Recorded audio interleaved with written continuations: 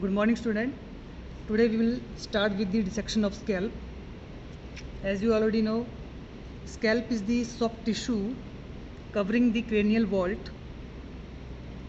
This area is the scalp. This is the superior part of head. This is the body is in supine position now. Here we have face. We have posterior aspect of head. This is the cranial side of head or the superior aspect of head. So this region is scalp or the soft tissue covering the cranial vault. What is the extent of scalp? So anteriorly it extends up to the superior orbital margins, and posteriorly it extends up to the external occipital protuberance and superior nuchal lines. Laterally, scalp extends up to the superior temporal lines of skull. So this is the extent of scalp or the soft tissue covering the cranial vault. Now coming to the various layers of scalp. As you already know, scalp is the mnemonics for the 5 layers of soft tissue covering the cranial vault. So scalp means S stands for skin, which is most superficial layer. We have C, connective tissue, which is dense connective tissue. Then we have A means aponeurosis, which is also known as epicranial aponeurosis or Gallia aponeurosis. Then L stands for loose areolar tissue, and P stands for pericranium, which is the periosteum of skull or cranium. So these are the 5 layers. So first of all, we will try to dissect the layers one by one. The most superficial layer of scalp is skin. So as you already know, or you can see here, the skin of scalp is thick and hairy. It is rich in sebaceous and sweat glands. So for dissection, we will give incisions like a cruciate manner. So we will give cruciate incisions and try to dissect the 4 flaps accordingly. First, we have removed the skin of scalp. As you can see here, this is the skin of scalp. It is thick and hairy skin. Now this skin of scalp is tightly or firmly adherent to the 3rd layer of scalp, which is aponeurosis, through a dense connective tissue. As you can see, this is the skin, this is the under surface of skin here. This layer here is Gallia aponeurotica or epicranial aponeurosis. This is epicranial aponeurosis here. So this is 3rd layer, this is 1st layer. These 2 layers are interconnected with each other through a connective tissue, which is actually a superficial fascia of scalp. This region, this is dense connective tissue which connects these 2 layers, and we can't separate the superficial fascia independently because as you can see, the fibers of dense connective tissue on this layer and this layer also. So dense connective tissue connects the 1st layer with 3rd layer, and this is the superficial fascia of scalp.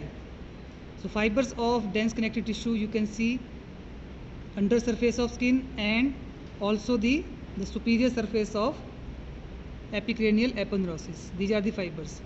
So this is 1st layer. 2nd layer you can see the fibers of dense connective tissue, and this is the 3rd layer, which is epicranial aponeurosis.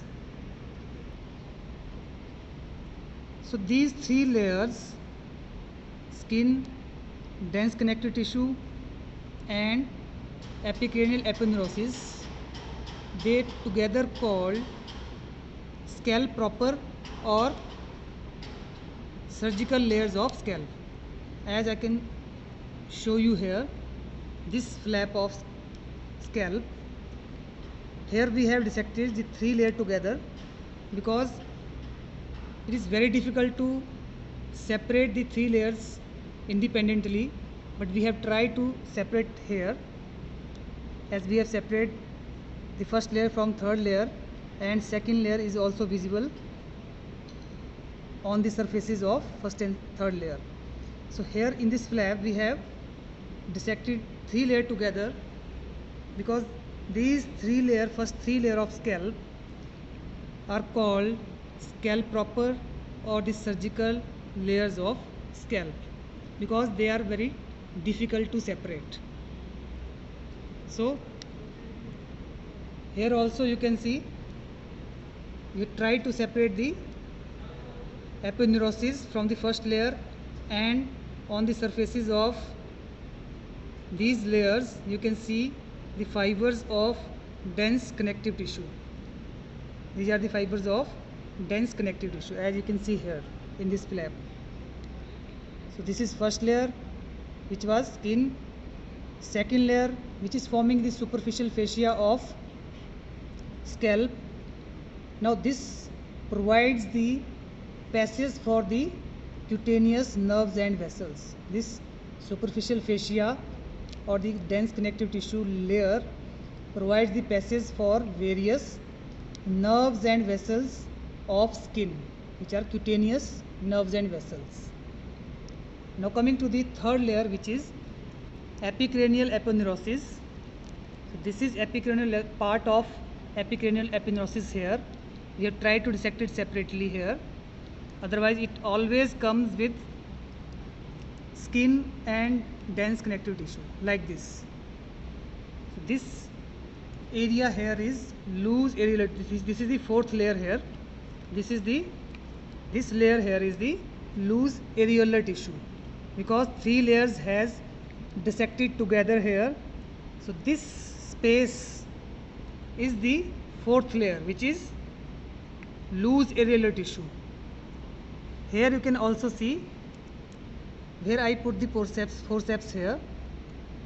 This space here is the fourth layer, which is loose areolar tissue.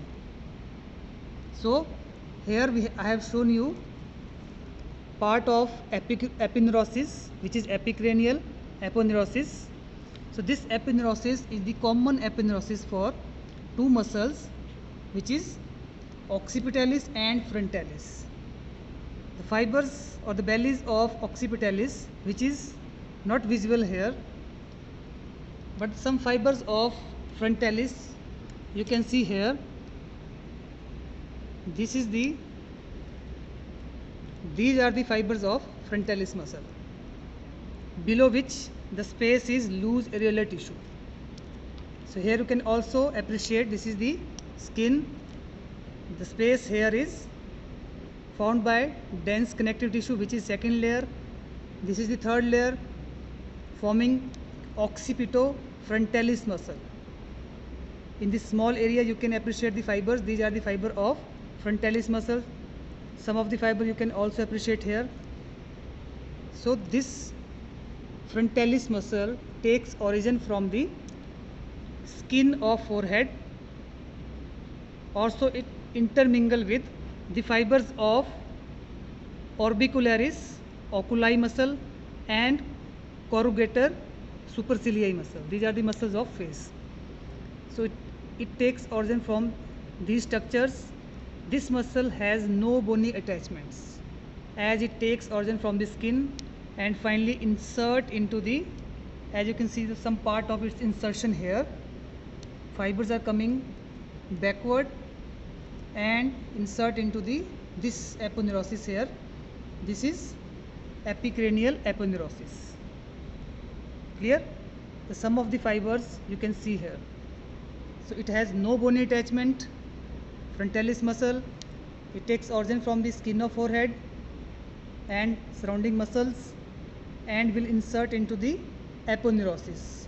So this epicranial aponeurosis is common for both the muscles, which is occipitalis and frontalis. Occipitalis muscle, which takes origin from the lateral two-third part of superior nuchal lines, and they are two separate valleys, runs forward and finally insert into the galea aponeurotica or epicranial aponeurosis. So this epicranial aponeurosis receives the insertion of occipitalis and frontalis muscle. So this aponeurosis is loose in its middle part. Anteriorly it receives the insertion of frontalis muscle, posteriorly it receives the insertion of occipitalis muscle, laterally it will attach to the superior temporal line, and also it sends an expansion which is not visible here downwards over the fascia of temporal region and finally attached to the zygomatic arch. These were the extensions of epicranial aponeurosis. So commonly these three structures, occipitalis, aponeurosis and the frontalis muscle, called occipitofrontalis muscle. The function of this muscle is to raise the eyebrows. If the muscle contracts, it raises the eyebrows, and it is also responsible for the horizontal wrinkles in the skin of forehead. So this is all about the occipitofrontalis muscle. Now coming to the fourth layer, which is deep to the aponeurosis. This region, or mainly this is visible, this is clearly visible here. This space is called fourth layer, which is loose areolar tissue. Now this loose areolar tissue, the space posteriorly extends from the highest nuchal lines, and anteriorly it extends up to the, if you see here, this is the loose areolar tissue, the space of fourth layer, it extends up to the eyelids of eyes. Because this frontalis muscle has no bony attachment, that's why this space reaches up to the eyelids of eye. So this fourth layer, or the loose areolar tissue layer, is also called dangerous area of scalp, because if there is any hemorrhage in this region, then blood can reach up to the eyelids around the eyes.